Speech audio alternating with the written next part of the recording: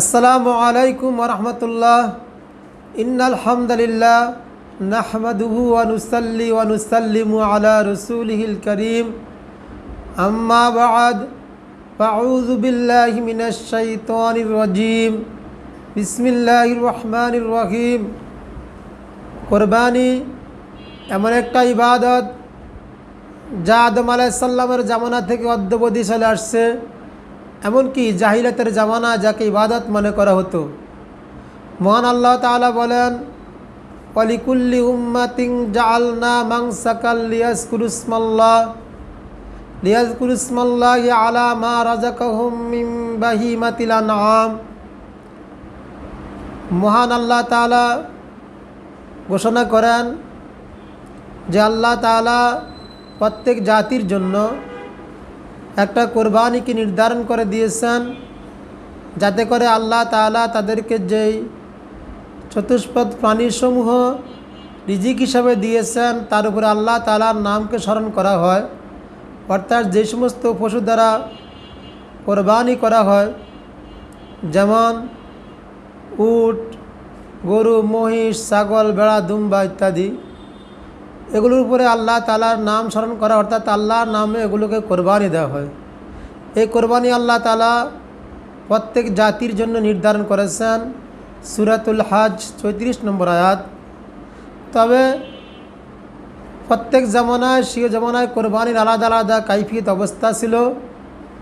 যেমন হযরত আদম আলাইহিস সালামের জামানায় কোরবানি ছিল যে তারা কোরবানি পেশ করা হতো আল্লাহর জন্য, আর এই কোরবানি এক জায়গায় রেখে দিলে যার কোরবানি কবুল হতো তার কোরবানি আল্লাহর পক্ষ থেকে আগুন এসে তাকে গ্রাস করে নিত। এই ব্যাপারে যেমন হযরত আদম আলাইহিস সালামের 2 সন্তানের কোরবানি মহান আল্লাহ তাআলা কোরআনে পাকে ইরশাদ করেছেন, উতলু আলাইহিম নাবা আবনাই আদম বিল হক। আপনি আদম আলাইহিস সালামের 2 সন্তানের কোরবানি তাদেরকে পাঠ করে শোনান। ইজ কররাবা কোরবানান, যখন তারা দুজনেই কোরবানি পেশ করেছিল, ফাতুকুব্বিলা মিন আহাদিহিমা, তখন তার 2 সন্তানের পক্ষ থেকে এক সন্তানের কোরবানিকে আল্লাহ তাআলা কবুল করলেন। ওয়ালাম ইউতাকাব্বাল মিনাল আখার, আর অন্যজনের কোরবানি কবুল করলেন না। অর্থাৎ হযরত আদম আলাইহিস সালামের 2 সন্তান হাবিল ও কাবিল, আদম আলাইহিস সালামের স্ত্রী হাওয়া আলাইহিস সালাম আমাদের আম্মা জান, ওনার গর্ভে একসাথে এক জোড়া করে সন্তান জন্ম নিতেন, অর্থাৎ একজন ছেলে আর একজন মেয়ে। এভাবে যখন আবার সন্তান হতো, একজন ছেলে একজন মেয়ে, প্রথম ঘরের ছেলে দ্বিতীয়বারের মেয়ের সাথে বিবাহ হতো, আর প্রথমবারের মেয়ে দ্বিতীয়বারের ছেলের সাথে বিবাহ হতো। এই হিসাবে হাবিলের সাথে জন্মগ্রহণ করেছে লিওদা, এবং কাবিলের সাথে জন্মগ্রহণ করেছিল তার সহোদর বোন একলিমা। হযরত আদম আলাইহিস সালাম রীতি অনুযায়ী হাবিলের সাথে একলিমার বিয়ে দিতে চাইলেন এবং কাবিলের সাথে লিওদার বিয়ে দিতে চাইলেন, কিন্তু কাবিল এটাকে অস্বীকার করল। সে বলল না, সে একলিমারকে বিয়ের জন্য রাজি হলেন। আদম আলাইহিস সালাম বলেন যে ও তো তোমার সহোদর বোন, ওর সাথে তোমার বিবাহ বৈধ নয়। কাবিল বললেন, এটা তো আপনার অভিমত, এই সম্পর্কে তো আল্লাহ কোনো নির্দেশ দেন নেই। তখন হযরত আদম আলাইহিস সালাম বলেছিলেন, তাহলে তোমরা দোনো ভাই আল্লাহর সামনে কোরবানি পেশ করো, যার কোরবানি কবুল হবে সে একলিমাকে বিবাহ করবে। পরে হাবিল একটা ছাগল কোরবানি হিসাবে রেখে দিলেন, আর কাবিল 1 স্তূপ গম রেখে দিলেন। আল্লাহ তাআলা হাবিলের কোরবানিকে কবুল করলেন, আসমান থেকে আগুন এসে তার কোরবানিকে গ্রাস করে নিল। এই সম্পর্কে আল্লাহ তাআলা বললেন যে আপনি তাদের এই 2 ভাইয়ের কোরবানিকে তাদের সম্মুখে পাঠ করে শোনান, যে আল্লাহ তাআলা একজনের কোরবানিকে কবুল করেছেন আর একজনের কোরবানিকে কবুল করেননি। যখন কাবিলের কোরবানি কবুল করেন নাই তখন সে তার ভাইকে বলল, ক্বাল আলা আকতুলান্নাক, আমি অবশ্যই তোমাকে হত্যা করব। হাবিল বলল, কেন তুমি আমাকে হত্যা করবা? সে বলল, যেহেতু আমার কোরবানি কবুল হয় নাই, এই হিসাবে এটা আমার জন্য বেমানান অমাননা, তাই আমি তোমাকে হত্যা করব। অর্থাৎ তার প্রতিহিংসা বেড়ে গেল, হিংসাপরায়ণ হয়ে সে ভাইকে হত্যা করার জন্য উদ্যুক্ত হলো। তার প্রতি উত্তরে হাবিল বললেন, ক্বালা, তিনি বললেন, ইন্নামা ইয়াতাকাব্বালুল্লাহু মিনাল মুত্তাকিন, আল্লাহ তো কোরবানি শুধু মুত্তাকিনদের কবুল করেন, অর্থাৎ যারা ফরজগার একনিষ্ঠ আল্লাহর সন্তুষ্টির জন্য ইবাদতবন্দি করে, পাপ কাজ থেকে বিরত রাখে, তাদের কোরবানি আল্লাহ তাআলা কবুল করে থাকেন। সূরাতুল মাইদা ২৭ নং আয়াত। তা আদম আলাইহিস সালামের জামানার কোরবানির অবস্থা ছিল এরকম যে যার কোরবানি কবুল হতো তার কোরবানি আগুন থেকে গ্রাস করে নিতে।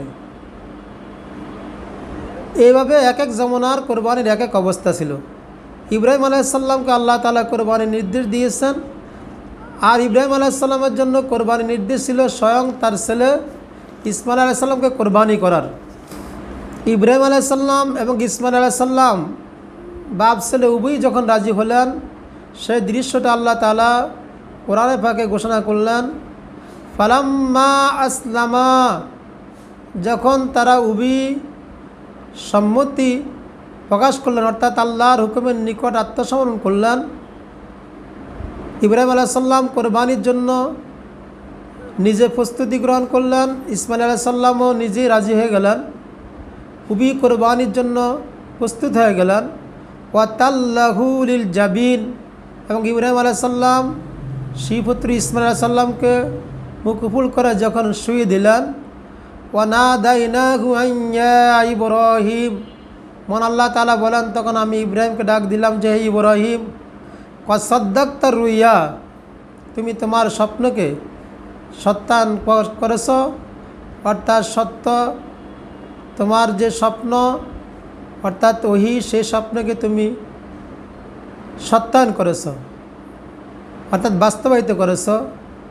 ইন্না কাযালিকা নাজিজিল মুহসিনিন, নিশ্চয় আমি মুহসিনদেরকে এভাবে প্রতিদান দিয়ে থাকি। আল্লাহ তাআলা ইব্রাহিম আলাইহিস সালামের এই প্রস্তুতি এমনভাবে কবুল করলেন, এবং এটা বিশাল পরীক্ষা ছিল। আল্লাহ তাআলা বলেন, ইন্না হাযা লাহুয়াল বালাউল মুবিন, নিশ্চয় এটা একটা স্পষ্ট পরীক্ষা। এই পরীক্ষা ইব্রাহিম আলাইহিস সালাম উত্তীর্ণ হলেন। ইব্রাহিম আলাইহিস সালামের জীবনে এমন অনেক পরীক্ষা গিয়েছিল, এটা একটা কঠিন পরীক্ষা, যা আপন সন্তানকে জবাই করার, সেখানেও তিনি খুশিতে আল্লাহর জন্য সন্তানকে জবাই করার জন্য ছুরি পরিপূর্ণ চালিয়ে দিলেন। আল্লাহ তাআলা তার এই ত্যাগকে এমনভাবে কবুল করলেন, কবুল করে ইসমাইল আলাইহিস সালামের পরিবর্তে আল্লাহ তাআলা বিশাল এক কোরবানি আল্লাহর পক্ষ থেকে পাঠিয়ে দিলেন। এবার আল্লাহ তাআলা বলেন, ওয়াফাদাইনাহু বিযিবিন আযীম, আমি ইসমাইল আলাইহিস সালামের বিনিময়ে একটা মহান কোরবানি দিলাম। তো এই কঠিন সময় তাদের অবস্থানটা এমন ছিল যে তারা আল্লাহর জন্য একনিষ্ঠভাবে একজন কোরবানি হওয়ার আর একজন কোরবানি দেওয়া হওয়ার জন্য পরিপূর্ণ প্রস্তুত হয়ে গেলেন, কোরবানি করে দিলেন। আল্লাহ তাআলা তাদের এই মন আত্মসমর্পণ উপর খুশি হয়ে ইসমাইল আলাইহিস সালামের পরিবর্তে পশু কোরবানিকে আল্লাহ তাআলা কবুল করলেন। ইব্রাহিম আলাইহিস সালামের জামানায় ওনার জন্য এই কোরবানি ছিল। এভাবে এক এক সময় এক এক রকম কোরবানি অবস্থান ছিল। জাহিলিয়াতের যুগও তারা কোরবানি দিত, তবে তারা কোরবানি দিত তাদের মূর্তির নামে, দেবদেবীর নামে। মহান আল্লাহ তাআলা রাসূলুল্লাহ সাল্লাল্লাহু আলাইহি সাল্লামকে, প্রিয় নবী আমাদের হযরত মুহাম্মদ মুস্তাফা সাল্লাল্লাহু আলাইহি সাল্লামকে নির্দেশ দিলেন যে আপনি কোরবানি করেন। আল্লাহ তাআলা বললেন, ফাসাল্লি লিরাব্বিকা ওয়ানহার, ফাসাল্লি লিরাব্বিকা ওয়ানহার, আপনি আল্লাহর জন্য নামাজ পড়েন এবং কোরবানি করেন। অর্থাৎ নামাজ যেভাবে আল্লাহর জন্য, কোরবানিটা তো আল্লাহর জন্য। আল্লাহ তাআলার জন্য এই কোরবানিটা আল্লাহ তাআলা পছন্দ করলেন এবং এটাকে শারুল ইসলাম হিসাবে ঘোষণা দিলেন।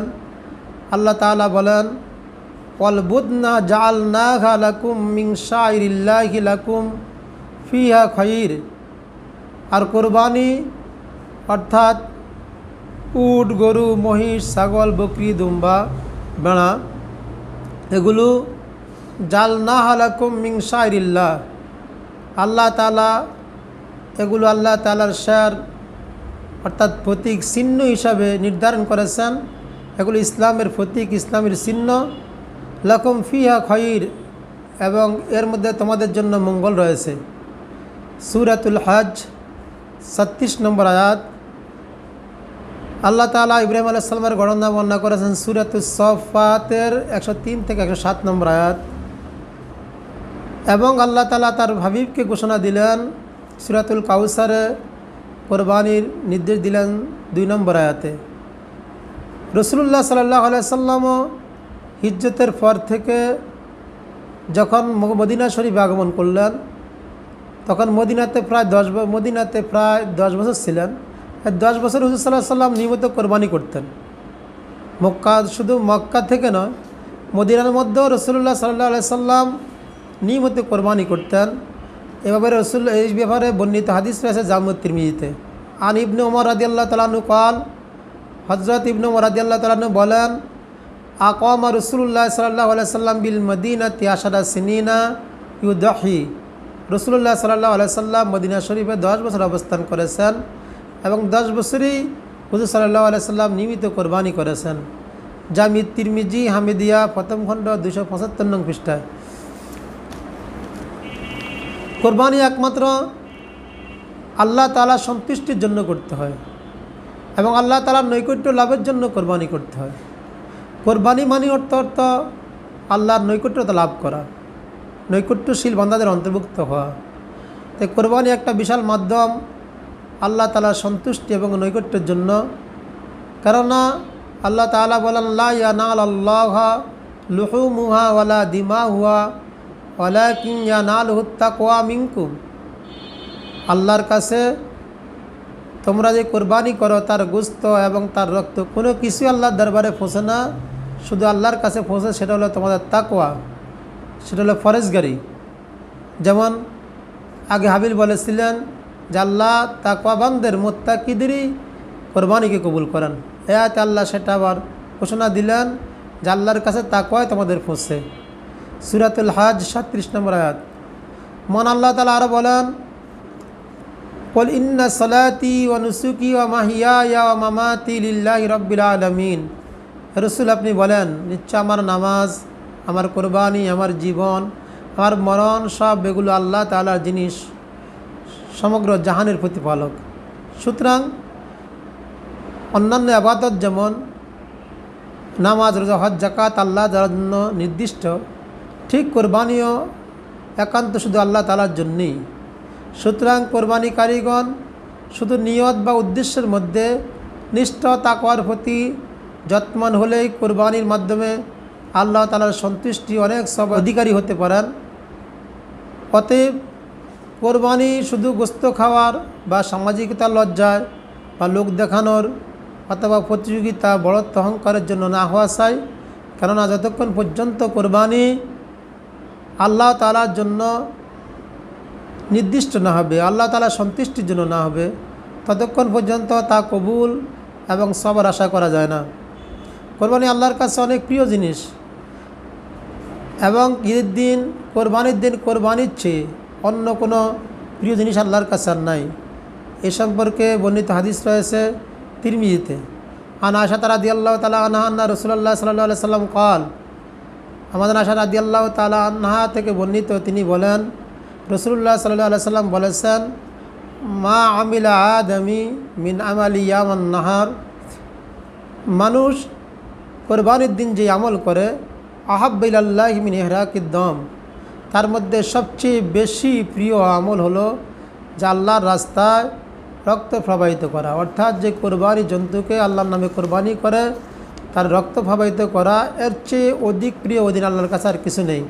এবং রাসূলুল্লাহ সাল্লাল্লাহু আলাইহি সাল্লাম বলেন, ইন্নাহু লা ইয়াতি ইয়াউমাল কিয়ামাতি বিকুরুনিহা ওয়াশারিহা ওয়াজলাফিহা, নিশ্চয়ই পশু কিয়ামতের ময়দানে যেই পশু কোরবানি করেছেন সে তার শিং, তার চুল এবং তার লেজ এগুলো সবগুলো নিয়ে সে কিয়ামতের ময়দানে উপস্থিত হবে। ওয়া ইন্নাদ-দামা লা ইয়াকাউ মিনাল্লাহ বিমাকানিন ক্বাবলা আন ইয়াকা মিনাল আরদি, এবং কোরবানির যে রক্ত জমিনে পড়ে, জমিনে পড়ার পূর্বেই এই কোরবানির রক্ত আল্লাহ তাআলার কাছে বিশেষ একটা স্থানে পৌঁছে যায়। ফাতিবু বিহা নাফসান, সুতরাং রাসূলুল্লাহ সাল্লাল্লাহু আলাইহি সাল্লাম বললেন, সুতরাং তোমরা কোরবানির মাধ্যমে নিজেরা খুশি উদযাপন করো, আনন্দিত হও। এর মাধ্যমে যেমন আল্লাহ তাআলার সান্নিধ্য অর্জন হয় এবং ঈদ উদযাপন হয়, খুশি হয়, কেননা ওই দিন কোরবানির গোশত দিয়ে নিজেরা আর করে সবাই একসাথে আনন্দ করে, এবং গরিব মিসকিন যারা অসহায় তারা ইউসিলায় ওই দিন কোরবানির গোশত এগুলো দিয়ে তারা আহার করে নিজেরাও আনন্দিত হতে পারে। ইবনে আবি ফুদাইক থেকে বর্ণিত, তিনি বর্ণনা করেন রাসূলুল্লাহ সাল্লাল্লাহু আলাইহি সাল্লাম থেকে, জান্নাহু ক্বাল ফিল উদিহাতি লি সাহিবিহা বিকুল্লি শারাতিন হাসানাতুন, যে কোরবানির পশুর প্রত্যেকটা পশমের বিনিময়ে কোরবানি দাতার জন্য এক একটা সওয়াব রয়েছে। পশুর এই লোম গণনা করা সম্ভব না, অর্থাৎ অগণিত সওয়াব রয়েছে। জামিউত তিরমিজি হামেদিয়া 175 নং পৃষ্ঠায় এই হাদিস শরীফগুলো বর্ণিত রয়েছে। আল্লাহ তাআলা আমাদেরকে রাসূলুল্লাহ সাল্লাল্লাহু আলাইহি সাল্লামের সুন্নাত এবং আল্লাহর নির্দেশ মোতাবেক কোরবানি করে আল্লাহ তাআলার সান্নিধ্য অর্জন এবং অশেষ সওয়াবের অধিকার হওয়ার তৌফিক দান করুক। আমিন।